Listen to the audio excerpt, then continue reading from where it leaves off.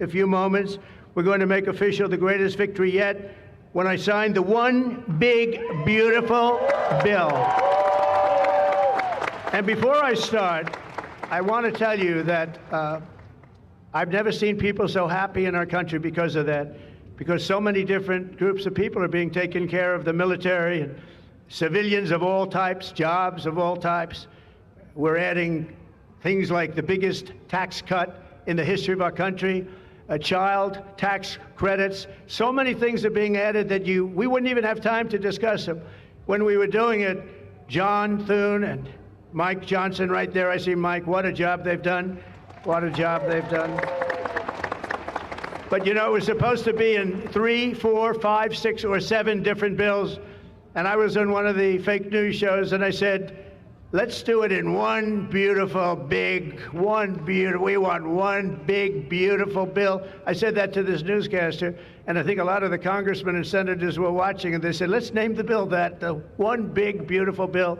And that's what we did. And what we've done is put everything into one bill. It's never happened before. It's the biggest bill of its type in history. We've never had anything like that before. Nothing like that they thought would be possible to get passed. And actually, I liked it because we had so much in there that no matter who you are, there was something in that bill that would make your congressman or your senator or your congresswoman, much more importantly, raise their hand and support, right, Lisa? So that was something, and it was really something special. So the American people gave us a historic mandate in November. We won everything. We won the swing states, all 7 swing states. We won every one. That rarely happens. We won the popular vote. We won the districts, 2,750 to 505. That's why when you look at a map, it's all red, a little blue on each end, but it's all red. And by the way, red means Republican, just in case. But we made promises, and it's really promises made, promises kept, and we've kept them. This is a triumph of democracy on the birthday of democracy, and I have to say that the people are happy. They're happy. And I listened to a broadcast, and I read a couple of articles. They have the Democrats, they should have voted for it. They didn't vote for tax cuts. They didn't vote for taking care of people. They didn't vote, not one vote, and we knew that because their hatred of either the country or me or both is so great. They didn't vote at all, and it's terrible. But I just have to say, they have a routine. It's terrible, they say. Terrible, terrible. You saw that guy standing up for hours yesterday. He didn't know what he was even doing there. I say, when's he sitting down? He had a towel. He's wiping his face. That's not too elegant. But what is he? I said, what is he doing for so long? And he couldn't criticize the bill. He was criticizing everyone else and everything else. So they've developed, and this is according to the news media, they've developed a standard line, and we can't let them get away with it. Oh, it's dangerous. Oh, everybody's going to die. It's actually just the opposite. Everybody's going to live. This is just the opposite. And I just want you to know, if you see anything negative put out by Democrats, it's all a con job. And they said, and they compared it to just like the con job of Russia, Russia, Russia, and all of the other things they did. The 51 intelligence agents said, and the laptop from hell. It came from Russia, they said. No, it didn't come. A lot of things come from Russia. That didn't come from Russia.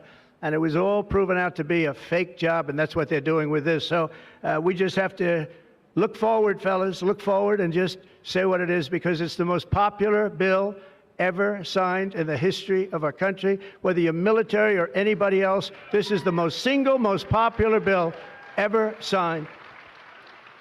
And it includes the largest tax cut in American history, the largest spending cut, $1.7 trillion, and yet you won't even notice it. Just waste, fraud, and abuse in American history. So you have the biggest tax cut, the biggest spending cut, the largest border security investment in American history. We want to have strong borders, and the only thing is we want to have great elections, too. You need strong borders and elections, and my people have promised me that we're going to go into elections, and we're going to make sure they're not rigged, that they're not sullied.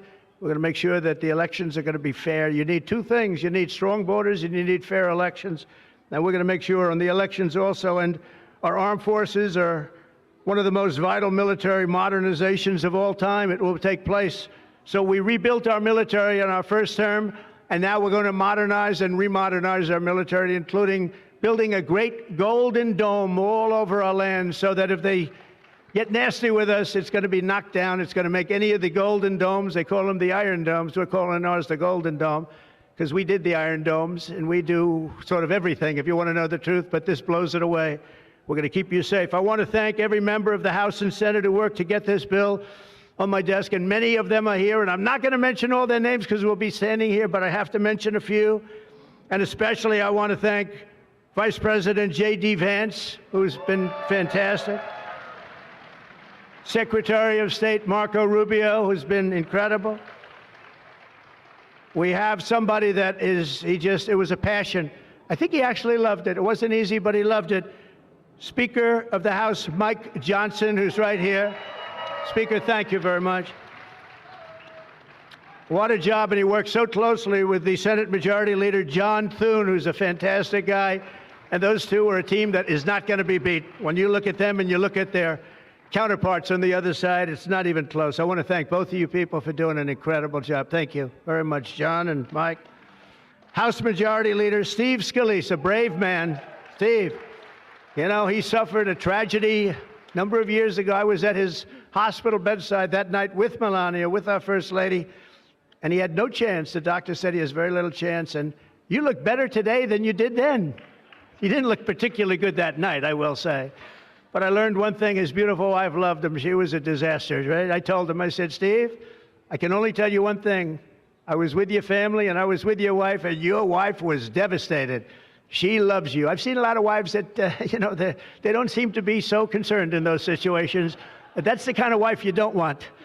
But you have a great, beautiful wife who was really there, and you really have done. You're a very brave guy, and Mike and John and everybody that's standing with you knows it. Thank you very much. I really appreciate it. House Majority Whip, this is a guy who's great. When I have a problem, I call him up, and he gets it done. He's a tough cookie. I don't know why he's not the governor of Minnesota. He comes from Minnesota.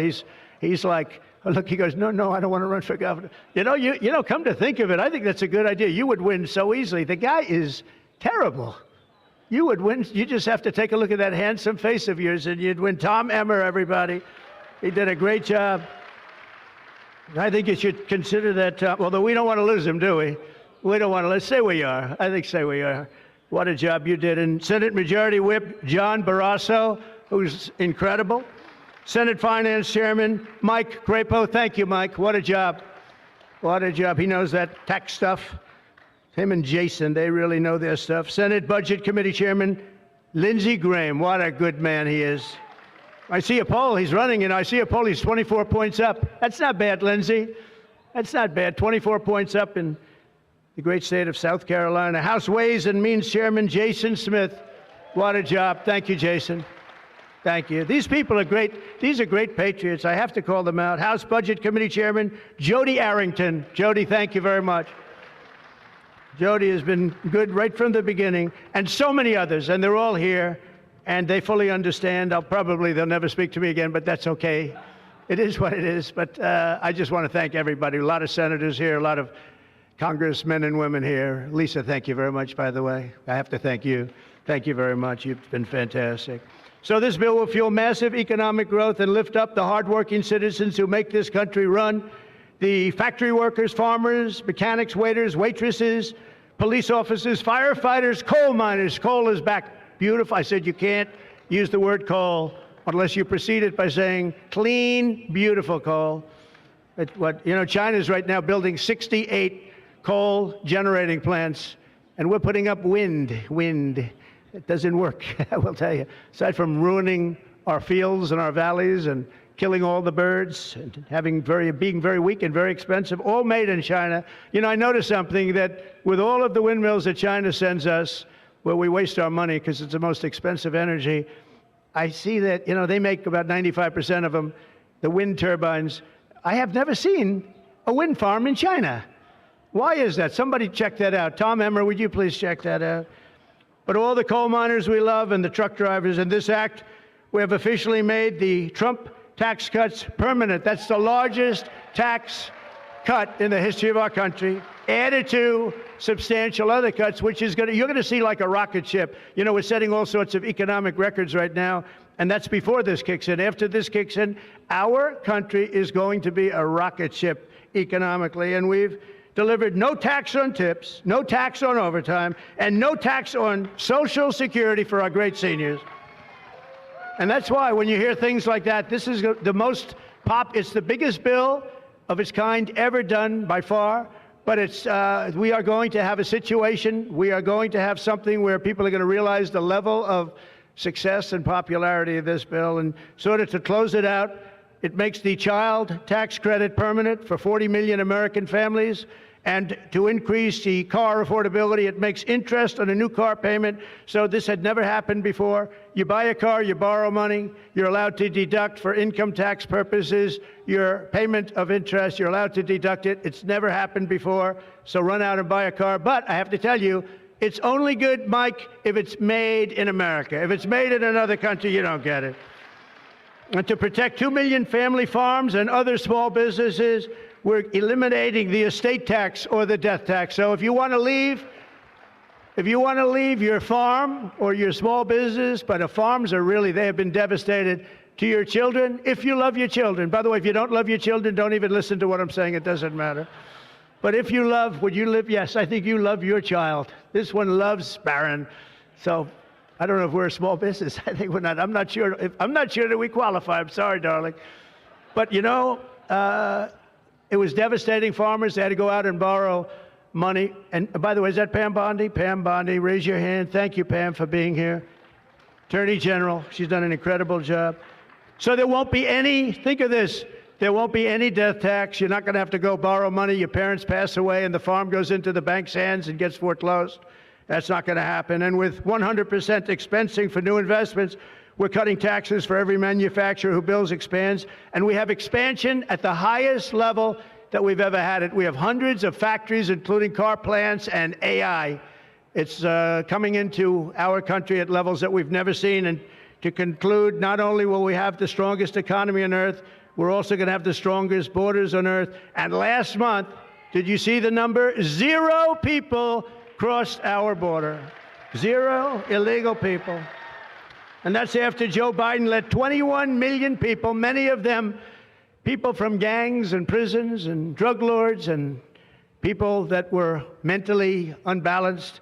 They let them into our country. We're getting them out at record numbers, and we have an obligation to, and we're doing it. So as we approach the 250th anniversary of America's founding exactly 1 year from now, we are creating an economy that delivers wealth for the middle class, a border that is sovereign and secure, and a military that is unmatched, unequaled anywhere in the world. And you saw that. And what a beautiful sight that was, especially after watching what they did just a short while ago.